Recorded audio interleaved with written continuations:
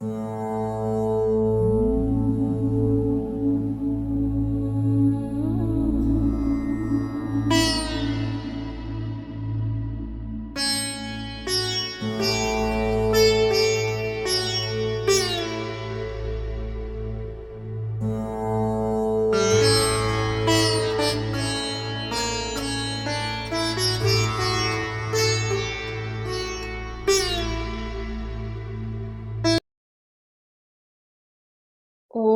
Shri Ganeshaya Namaha. Om Shri Saraswatyai Namaha. Om Shri Gurubhyo Namaha. Samasta Jana Kalyane Niratam Karunamayam Namami Chinmayam Devam Sadgurum Brahmavidvaram.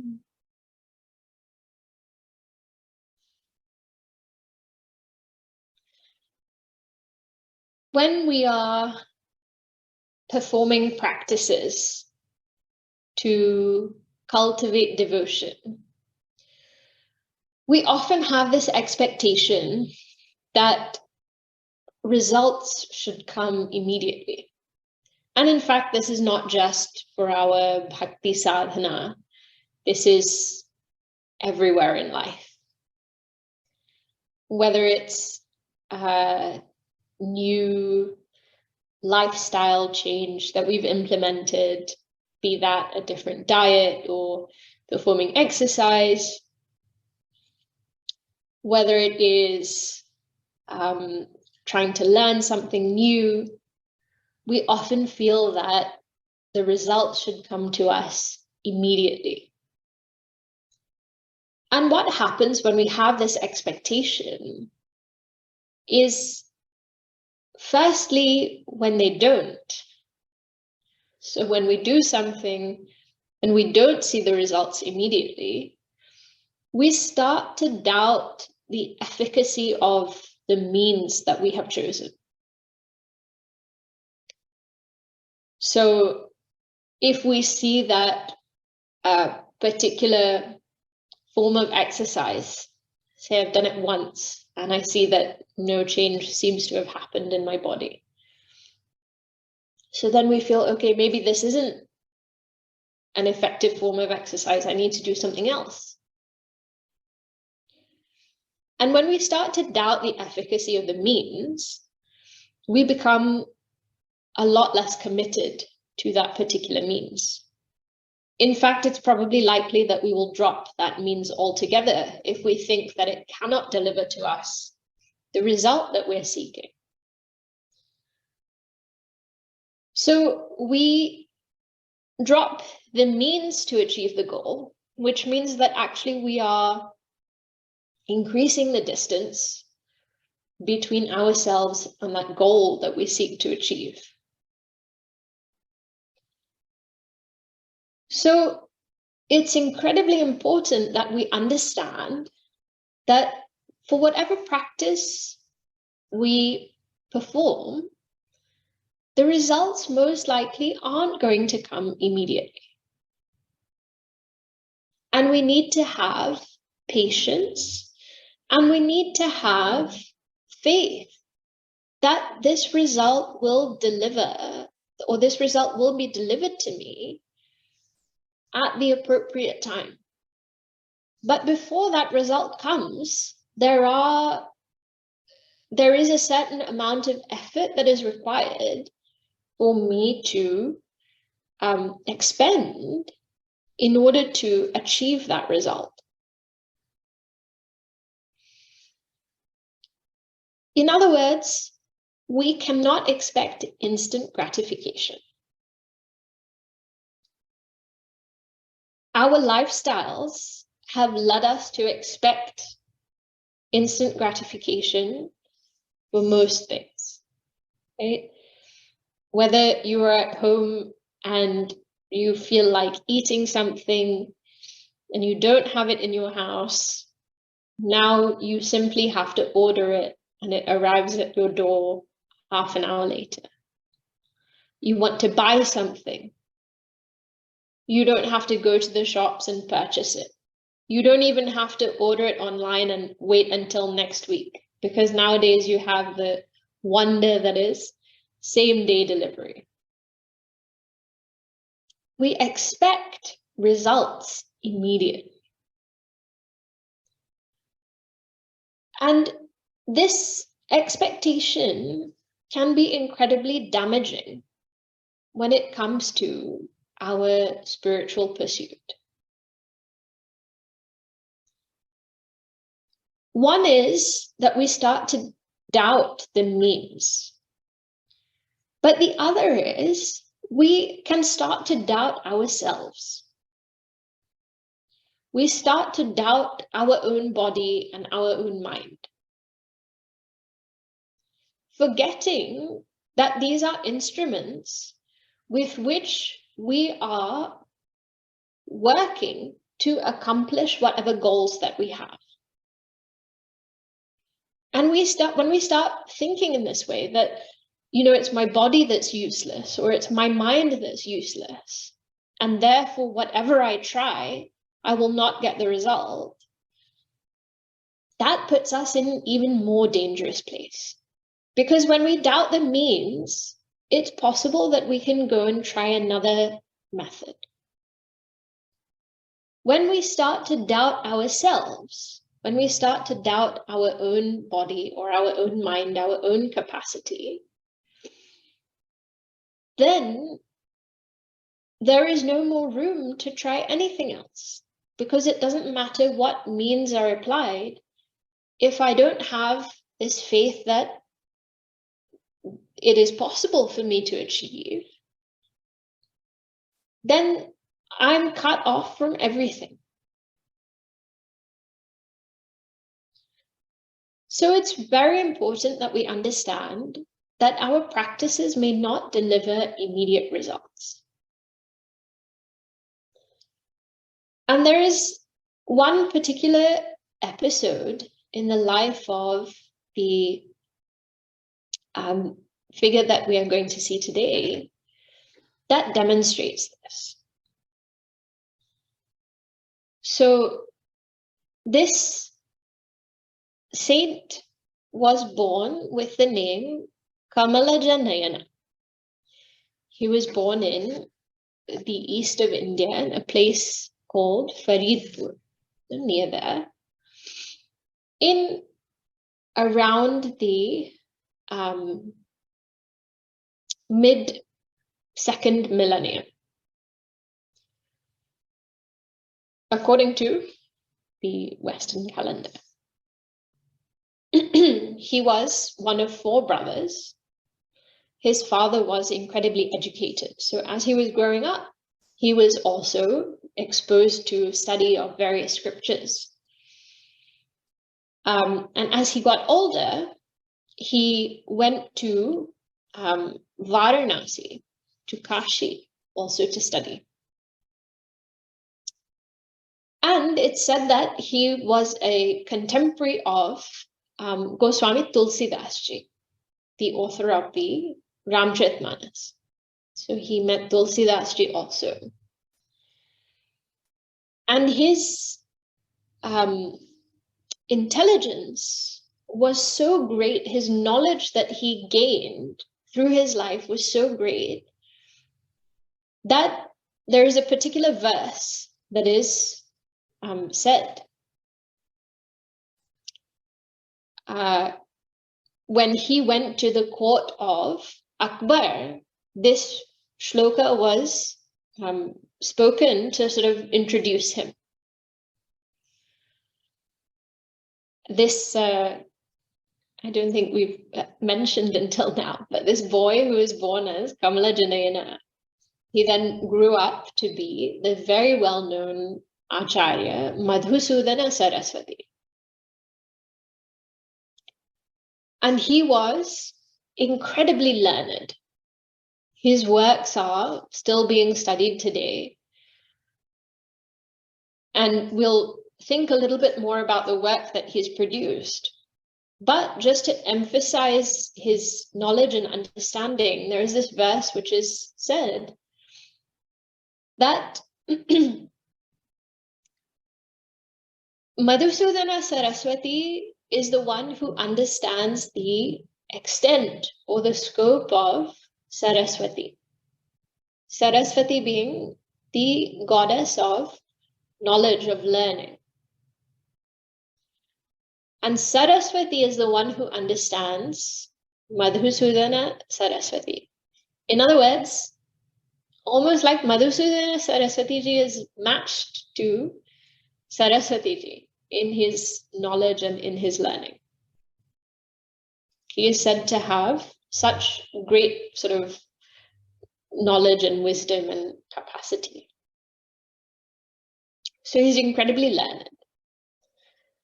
Once he was in, I think in Varanasi, this is said to have taken place. He undertook what is called Purashcharana. So Purashcharana is a particular sort of practice of japa. And what is said is that in order to do a Purashcharana, you have to do 100,000 times the amount of japa that is in the mantra that you are chanting. So for example, Namah Shivaya, there are 5 syllables according to Sanskrit. Namah Shivaya. So in order to do Purashcharana with this mantra, one would have to repeat Namah Shivaya 500,000 times, 5 lakh times. Om is generally not counted when you're counting the syllables, because normally we say Om Namah Shivaya. So this is what it means to do Purashcharana. So there is another Vidyaranya Swamiji is said to have done for Gayatri Mantra. Gayatri Mantra is a lot more syllables. So this Madhusudana Saraswati ji was doing Purashcharana of Om Namo Narayanaya. So how many syllables? Namo Narayanaya. Om. So 8. So he was doing this Om Namo Narayanaya. And one Purashcharana he did, that means he chanted it 800,000 times. And the result of this sadhana, the result that he was seeking, was to have darshan of Bhagavan, because he was a very great bhakta of Lord Krishna. As you can tell by his name, Madhusudana, this is Bhagavan's name. So he wanted to have darshan of Shri Krishna. And he thought, if I do this Purashcharana, then by the end, at least if I chant 800,000 times, then I should see Bhagavan. We feel that I've done one whole mala, 108 times I've chanted Bhagavan's name. Some, result I should have at the end of that. My mind should be peaceful. He did it 800,000 times. He didn't see Bhagavan. So he did it again. Still, he did it again. He did 8 Purashcharanas of this mantra. So 8 times, 800,000 times, he repeated this mantra. We can't even imagine doing that much japa, right? You think about how much he must have done, or how long he would have sat and done that japa. It sort of boggles the mind. But he did it. Now, at the end of this 8th Purashcharana, still, he had not had any darshan of Bhagavan. And so he started thinking to himself that I have done so much japa. and still I'm not seeing the result, what kind of samskaras have I been born with? What kind of body have I been born with? What kind of mind have I been born with? That in spite of doing so much sadhana, I'm still not seeing the result. That means this body and this mind is not fit for what I want to accomplish in this life. That means that this body and this mind are not something that I can continue living with, because they will not be able to help me reach the goal that I want to reach. And so, thinking in this way, he got up from where he was and he started walking to the banks of the river with a mind to give up his life in that river. And as he was walking, so there are two versions of this story. One version says that as he was walking, there was a cobbler who was sitting on the side of the road. And this cobbler somehow had done some sadhana to bring one bhuta, means one type of being, under his control.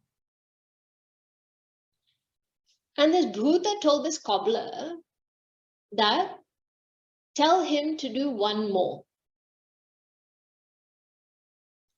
So the cobbler goes to Madhusudana Saraswati ji and he says, stop, do one more.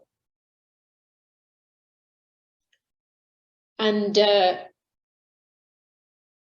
Madhusudana Saraswati ji looks at this man and he thinks, how do you know what I've been doing? And why are you telling me to do one more?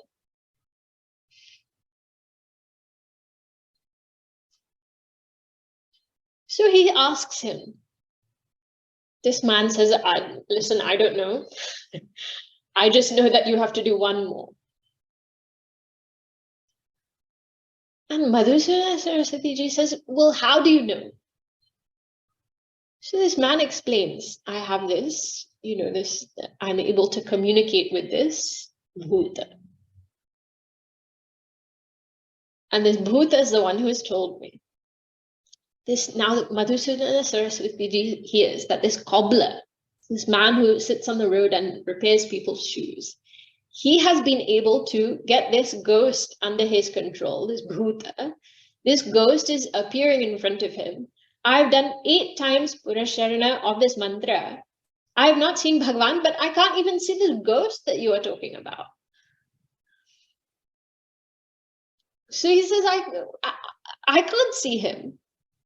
So this cobbler says to him, he knows what you have done, but he can't come in front of you because the amount of japa that you have done, there is so much light radiating from you. There is so much brilliance that he cannot appear in front of you. He can't. It's impossible for him. Meaning what? Even though he couldn't see that there is some result of this japa, it was there.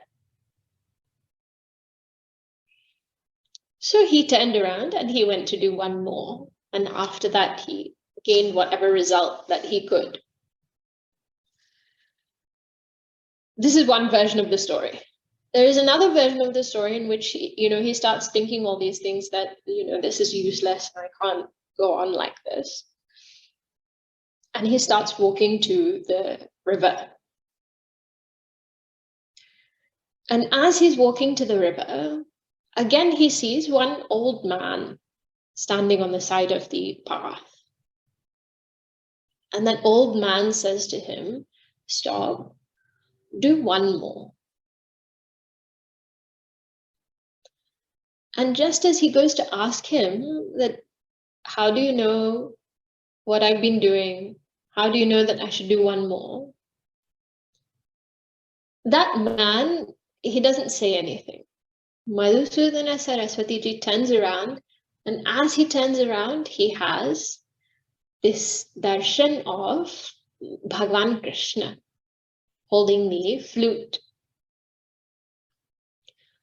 So there is a very famous shloka that is written by him, in which he describes this Bhagavan Krishna holding the flute to his lips, with red lips and with a beautiful appearance. And in that verse, he says, Krishnat param kimapi tattvam aham na jane. Now, this is interpreted in many ways. But what is the important thing for us to understand here? One, this point about sadhana, right? That he came to a point where he thought, I'm not seeing any result. I'm going to give up. And at that point, in the second version of the story, that old man who appears is no one other than Bhagavan. Bhagavan himself comes to tell Madhusudana Saraswati ji that continue with your sadhana. So this is one. The second is, very often we have this notion that if I am to be a bhakta, I cannot be a sadhaka on the path of knowledge. And if I'm a seeker of knowledge, then I am not a devotee. Somehow, we see these two as mutually exclusive for whatever reason, right? We feel that bhakti is very different and knowledge is something, again, very different.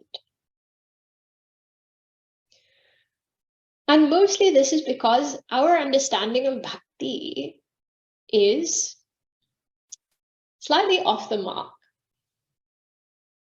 When we think of bhakti, or when we think of a devotee expressing their devotion, we tend to, not always, but we tend to think of someone who is very emotional, someone who is displaying all the outward signs of emotion and love, whether that's, tears in the eyes or a smile on the face or whatever it is.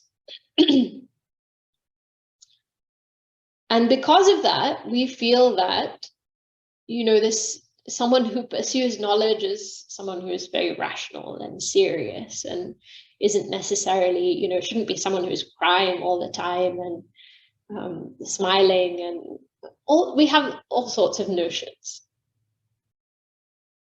And something we see so beautifully in Madhusudana Saraswati ji's life, as with, all our acharyas and in our Guru Parampara, we see that there is a perfect harmony of bhakti and knowledge.